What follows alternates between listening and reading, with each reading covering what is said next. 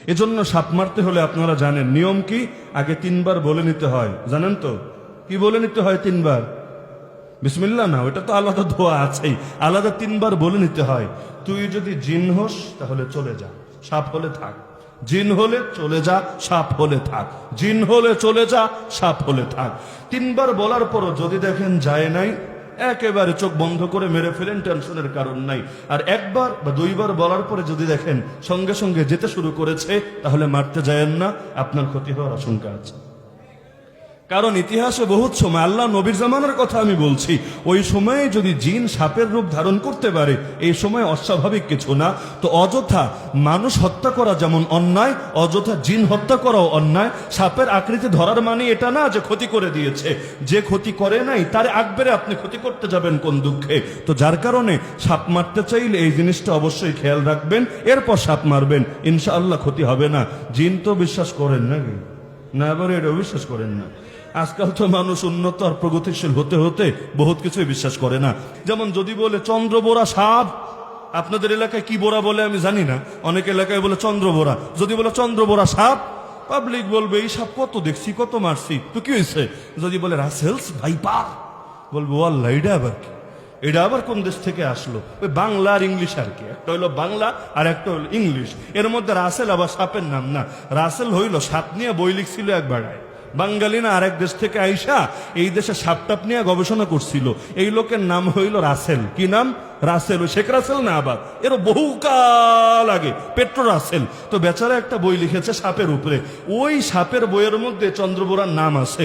এই জন্য এখন ওরে এটার মালিকানা দিয়া এখন নাম বানায় দিছে রাসেলস ভাইপার। কি আর রাসেলস ভাইপার? তাহলে এইটা ফরহাদস ভাইপার না কেন? এটা সুমনস ভাইপার না কেন? এইটা অন্যান্য ভাইপার না কেন? মানে এখন বেড়ার নামে সাপের নামই রাইখা দিছে। এই হলো অবস্থা। তো দেখা যায় এক শব্দ বললে একরকম ফিল হয়, শব্দরে চেঞ্জ করে দিলে আরেক রকম ফিল হয়। এজন্য নবী বলেছে কিয়ামতের আগে আমার উম্মত মদ তো খাবে, তবে মদ বইলা খাবে না। ইউসাম্মুনাহা বিগাইরি ইসমিহা, নবী বলেন মদের নামটা খালি পাল্টায়া দিবে। এবার আসে মূল আলোচনায়, যে আয়াত আমি খুতবার মধ্যে পাঠ করেছি। রব্বুল আলামিন বলেন, হে ঈমানদাররা, নিজেদেরকেও বাঁচাও আগুন থেকে, ফ্যামিলি মেম্বারদেরকেও বাঁচাও আগুন থেকে। কোন আগুন? এমন আগুন, ওয়াকুদুহান নাস ওয়াল হিজারা, যেই আগুনের লাকড়ি হবে, যেই আগুনের ইন্ধন হবে 2টা জিনিস, একটার নাম মানুষ আর একটার নাম পাথর। কোন পাথর? তাফসীরবিদরা বলেন যেই পাথরগুলো দিয়ে মূর্তি বানানো হয়, যেই পাথরগুলো দিয়ে বিধর্মীরা ওদের দেবতার মূর্তি সাজায়, এগুলোকে দিয়ে আর পাপিষ্ঠ মানুষদেরকে দিয়ে জ্বালানো হবে সেই আগুন। এরাই হবে ইন্ধন, এরাই হবে তার লাকড়ি। তা আল্লাহ বলে দিচ্ছেন এই আগুন থেকে 2টা কাজ করবা, নিজেরেও বাঁচাবা, কথা শেষ না, ফ্যামিলিরেও বাঁচাবা।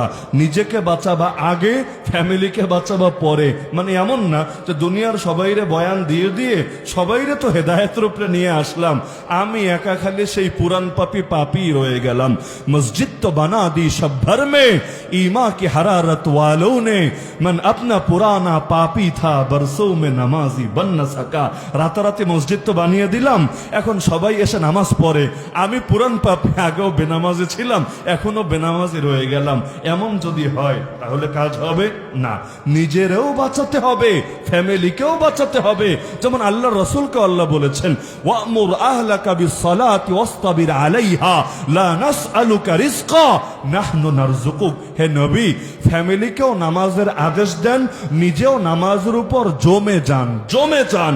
আমি আপনার কাছে রিজিক চাই না, আমি উল্টা আপনাকে রিজিক দিব। তো 2টা কথা বললেন, ফ্যামিলিরাও নামাজের আদেশ দেন, দেওয়া লাগে না? যেমন নবী বলে দিয়েছেন, বাচ্চা যদি তার বয়স হয় 7 বছর, মুরু আওলাদাকুম বিসসালাতি ওয়া হুম আবনাউ 7 সিনিন, তখনই তাকে নামাজের আদেশ দিতে হবে। আদেশ বুঝেন? আদেশ মানে এটা না আব্বা যান, পড়লেও ভালো হয়, না পড়লেও সমস্যা নাই, এটার নাম আদেশ না। আদেশ হলো ওই চল মসজিদে চল, আমি যাচ্ছি তুইও যাবি আমার সাথে। নিজে না গিয়া বাচ্চারা যত বয়ান দেন কাম হবে না। বাচ্চারা বয়ানে বিশ্বাসী না, বাচ্চারা কাজে বিশ্বাসী। এটা জানেন তো? বাচ্চাদেরকে মুখ দিয়ে যত ডায়লগ মারেন, ওদেরকে কম প্রভাবিত করতে পারবেন। নিজে যা যা করবেন দেখবেন আপনাকে দেখে দেখে তা শুরু করেছে। যেই ঘরের নারীরা পর্দানশীল, ছোট মেয়েদেরকেও পর্দা নিয়ে ওয়াজ নসিহত করা লাগে না। দেখা যায় মায়ের সঙ্গে তাল মিলিয়ে ছোট মেয়েও পর্দা করতে শুরু করে। মাকে বলে, মা তুমি এত সুন্দর বোরকা পরেছো, হিজাব পরেছো, নিকাব পরেছো, হাত মোজা লাগিয়েছো, পা মোজা লাগিয়েছো, চোখটা পর্যন্ত আড়ালে রেখেছো, আমি তো পারবো না অন্যদের সামনে এভাবে খোলামেলা যেতে, আমাকেও বোরকা দিতে হবে, হিজাব দিতে হবে। এমন বাচ্চা আমি আশা করি আপনাদের নাসিরনগরেও হাজার হাজার আছে।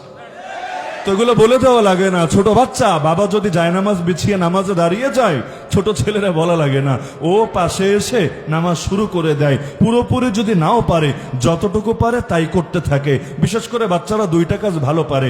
এক নম্বরে ঠাস ঠুস করে সেজদায় পড়ে যেতে, সেজদায় গিয়ে শুয়ে থাক আর যেমনি থাক। আর দুই নম্বর হলো আব্বাজান সেজদায় গেলে পিঠের উপর উঠে তারে ঘোড়া বানায়া খেলতে। কিন্তু যেটাই হোক, নামাজের সঙ্গে কিন্তু মহব্বত ঠিকই তৈরি হচ্ছে। তা আল্লাহ বললেন ফ্যামিলিরও নামাজের কথা বলবা। রাসূলও বলে দিচ্ছেন 7 বছর হলেই আদেশ দিবা, 10 বছর হলে খালি আদেশ না, অদরিবুহুম আলাইহা, তখন আদেশ তো দিবা দিবা, নামাজ না পড়লে পিটাবা। আমি যদি জিজ্ঞেস করি, বড় ধলিয়ায় কয়জন এমন আছেন যারা ফজরের সময় নিজের ছেলে সন্তানটাকেও নামাজের জন্য জাগিয়ে দেন? শুধু জাগানোই না, যাদের বয়স 10 বা 10-এর বেশি, ওরা না উঠলে প্রয়োজনে চেহারায় পানি ঢেলে দেন, প্রয়োজনে হালকা করে মেরে। ছোট বাচ্চারে তো আর জোরে মারবেন না, ওরে যেভাবে মারলো আর বুঝ আসে। রাগ মিটানো তো বিষয় না, তার ইসলা বিষয়। ওরে আপনি মারেন, জোর তোর ঘুম প্রয়োজনে নামাজ থেকে আইসা ঘুমা, কিন্তু ফজরের নামাজ কাজা করা চলবে না। কারণ আল্লাহ নবী বলেছেন, মান সাল্লা সুবহা ফাহুয়া ফি জিম্মাতিল্লাহ, যে ব্যক্তি ফজরের নামাজ পড়ে সে আল্লাহর নিরাপত্তায় থাকে। আওয়ামী লীগের নিরাপত্তায় না, বিএনপির নিরাপত্তায় না, পুলিশের নিরাপত্তায় না, আর্মির নিরাপত্তায় না, হুজুরের নিরাপত্তায় না। কার নিরাপত্তায়? আরে কার নিরাপত্তায়? দুনিয়ার নিরাপত্তাকেও শেষ করা যায়। আমেরিকা নিরাপত্তা দিয়েছে, তাতে কি? দেখবেন কে এসে মেরে দিয়েছে। ইসরায়েল নিরাপত্তা দিয়েছে, তাতে কি? দেখবেন কে গুম করে দিয়েছে। কিন্তু আল্লাহ যদি কাউরে নিরাপত্তা দেয়, আপনারাও তো বলেন রাখে আল্লাহ, তো দুনিয়ার কারো সাধ্য নেই তার ক্ষতি করবে। তা আল্লাহর নিরাপত্তা পেতে চান না তো মনে হয়? তা আল্লাহর নিরাপত্তা চাইলে নবী বলেছেন কোন নামাজ পড়া লাগবে? ফজর। কি বলবেন বাকিগুলো তো আর লাগবে না হুজুর? না রে ভাই, যার ফজর কাজা হয় না ওর বাকিগুলো কাজা হবে, এটা কল্পনাও করা যায় না। আমরা তো ফজরে ধরা, যদি আমি হাত তুলতে বলি, বলবো না আর কি যে ফজরের নামাজটা নিয়মিত কারা কারা পড়েন, হাত তুলেন দেখি, দেখবেন অধিকাংশ ধরা। অধিকাংশ মানে হাত, মাশাআল্লাহ মাশাআল্লাহ। আল্লাহ তাআলা এই হাতগুলোকেও জান্নাতের ফয়সালা করে দিন।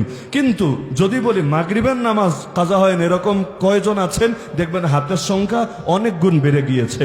ফজরের লাইনে আমরা দুর্বল না? অনেক কারণে। রাতে ঘুমাতেই যায় 2টার সময়, ফজর উঠবে কেমনে?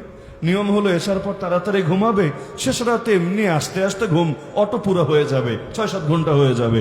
এখন ঘুমাতে যাই 2টা-3টার সময়, কারণ 10টায় শোয় বা 11টায় শোয়, মোবাইল টিপতে টিপতে টিপতে টিপতে টিপতে যখন গিয়া মোবাইলের চার্জ শেষ, ভাবে আমার তো চার্জ বাকি আছে, মোবাইলের তো চার্জ শেষ, থাক কি আর করার, বালিশের কাছে রেখে ঘুমায় পড়ে। অধিকাংশ ছেলেপেলের বালিশের পাশে মোবাইল থাকে না, হয়তো পাশে নয়তো নিচে। তো মোবাইলের সময় দিয়েই তো টাইম পায় না, আল্লাহরে সময় দিবে আবার কখন? তো এখন 10 বছর হলে নামাজের জন্য পিটাতে বলছেন আল্লাহ রসুল সাল্লাল্লাহু আলাইহি ওয়াসাল্লাম। এখন দুঃখের কথা, বাচ্চারা নামাজের কথা কয়জন বলেন রাখেন না, নিজেরা কয়জন পড়েন এটা বললেই তো আমরা ধরা। তো অথচ আল্লাহ বলে দিচ্ছেন, শোনো রাসূল, যদি নিজেও নামাজ পড়ো, ফ্যামিলিকেও নামাজের আদেশ দাও, কি হবে জানো? এটা হবে, আমি রিজিক চাইবো না তোমার কাছে, উল্টো তোমাকে রিজিক দিব। মানে কি? নামাজের সঙ্গে রিজিকের সম্পর্ক। যারা নিয়মিত নামাজ পড়বে, আল্লাহ গায়েব থেকে তাদের রিজিকের ফয়সালা করবে। মসজিদ থেকে বের হওয়ার সময় জানি কি দোয়া পড়া লাগে? মাশাআল্লাহ, সবাই পারেন। আল্লাহুম্মা ইন্নী আসআলুকা মিন ফাদলিক। অর্থ জানেন? হে আল্লাহ, আমি তোমার কাছে তোমার রিজিক চাচ্ছি। এখানে ফজল মানে হলো রিজিক। হে আল্লাহ, আমি তোমার কাছে তোমার রিজিক চাচ্ছি। আর ঢোকার সময় কি বলেছিলেন? আল্লাহুম্মা ইফতাহলি আবওয়াবা রাহমাতিক, হে আল্লাহ তোমার রহমতের সব কয়টা দরজা, একটা দুইটা না, তোমার রহমতের সব কয়টা দরজা আমার জন্য তুমি খুলে দাও। আর বের হওয়ার সময় কি বললেন? আল্লাহ আমি তোমার কাছে তোমার রিজিক চাচ্ছি। মানে কি বুঝলেন? মানে হলো রিজিকের ফয়সালা জমিনে হয় না আসমানে হয়। অফিস সামাই রিজকুকুম ওয়া মা তুআদুন। তো ঢোকার সময় আল্লাহ সাহায্য নিলেন যে আল্লাহ এই দুনিয়ার গান্দিগি থেকে বের করে আমাকে তোমার রহমতের দরজা দিয়ে ঢোকার তৌফিক দাও। তো মসজিদে আসলেন, ইবাদত করলেন, রবের রহমতের মধ্যে ডুবলেন। বের হওয়ার সময় আল্লাহরে বললেন, আল্লাহ আমি আর কোত্থেকে রিজিক তালাশ করব? রিজিকের মালিক তো আমি না, রিজিক তো আমার হাতে না, চাকরি থেকে তো রিজিক আসে না, ব্যবসা থেকে তো রিজিক আসে না, এগুলো জাস্ট ওসিলা। আল্লাহ ওসিলা দিয়েও পারেন, আল্লাহ ওসিলা ছাড়াও পারেন। ওসিলা আল্লাহ নিজেই তৈরি করেন। ইদা আরাদাল্লাহু শাইআ হাইয়া লাহু আসবাবা। তো আল্লাহর থেকেই ফয়সালা করিয়ে, আল্লাহকেই রাজি খুশি করিয়ে আল্লাহর থেকেই চেয়ে নিলেন, আল্লাহ আমার রিজিক দিয়ে দাও। একটাবার চিন্তা করেন, ডেইলি অন্তত 5 বার যে আল্লাহর রহমতে ঢোকে আর বের হওয়ার সময় আল্লাহর কাছে রিজিক চেয়ে বের হয়, আল্লাহ ওরে রিজিক দিবে না তো কারে রিজিক দিবে? তো নামাজের সাথে রিজিকের সম্পর্ক আছে নাকি নাই?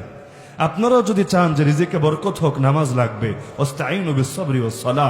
বিশেষ করে সালাতুল হাজত। বিপদে পড়েছেন, চাকরি নাই, বিপদে পড়েছেন, ব্যবসায় ক্ষতি, বিপদে পড়েছেন, বিদেশে ঝামেলা, আরে নামাজ শুরু করে দেন। 2 রাকাত নামাজ পড়ে দোয়া করতে থাকেন, কান্না করতে থাকেন, দেখবেন আল্লাহর সাহায্য কারে বলে।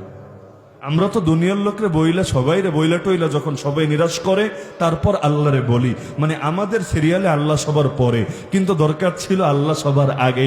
শুরুই করবো আল্লাহকে দিয়ে, কারণ উপরে ফয়সালা না হলে নিচ দিয়ে কোনো কিছুই হবে না। আপনাদের মসজিদে তাবলীগের মেহনত হয় নাকি? আচ্ছা, মেহনত করেন বা না করেন, আমি যে উদাহরণের জন্য কথাটা বলছি আশা করি সবাই বুঝবেন। দেখবেন তাবলীগের লোকেরা যখন গাছতে বের হয়, গাছ বুঝেন, মানে এলাকায় ঘুরে ঘুরে দাওয়াত দিবে। মসজিদের এক কোনায়, ডাইন কোনায়, বাম কোনায় দেখবেন এক কোনার মধ্যে একজন রে বসায় রেখে যায়, যিনি কি করে বসে বসে জিকির করে, তসবিহ টেপে আর দোয়া করে।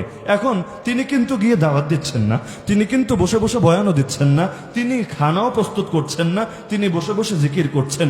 বলবেন হুজুর বাইরে যারা গেল ওদের কামের গুরুত্ব বুঝলাম, একজন রাস্তা দেখাবে, একজন বয়ান দিবে, একজন বাহিনী পরিচালনা করবে, আর বাকিরা তারাও এই বাহিনীর অন্তর্ভুক্ত থাকবে। ভেতরে যারা আছে, আরে একজন বয়ান করবে, কয়েকজন বয়ান শুনবে, একজন রিসিভ করবে, সব বুঝলাম। এই কোনায় বসে বসে এখন জিকির করার দরকার আছে, জিকির আগেও করেছে পরেও করবে। এই দাওয়াতের টাইমে সেও গিয়ে দাওয়াত দেখ না, এখানে হুদাই তার বসে থাকার দরকার আছে।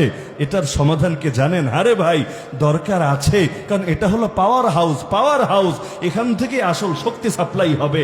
বাল্ব লাগিয়েছেন তাতে কি, ফ্যান লাগিয়েছেন তাতে কি, মাইক লাগিয়েছেন তাতে কি, পাওয়ার হাউস থেকে কারেন্টের সাপ্লাই যদি না থাকে লাইটও জ্বলবে না, ফ্যানও বাতাস দেবে না, মাইকেও আওয়াজ শোনা যাবে না, সব বেকার হয়ে যাবে। তো দাওয়াত দিতে গিয়েছে তাতে কি, বয়ানে বসেছে তাতে কি?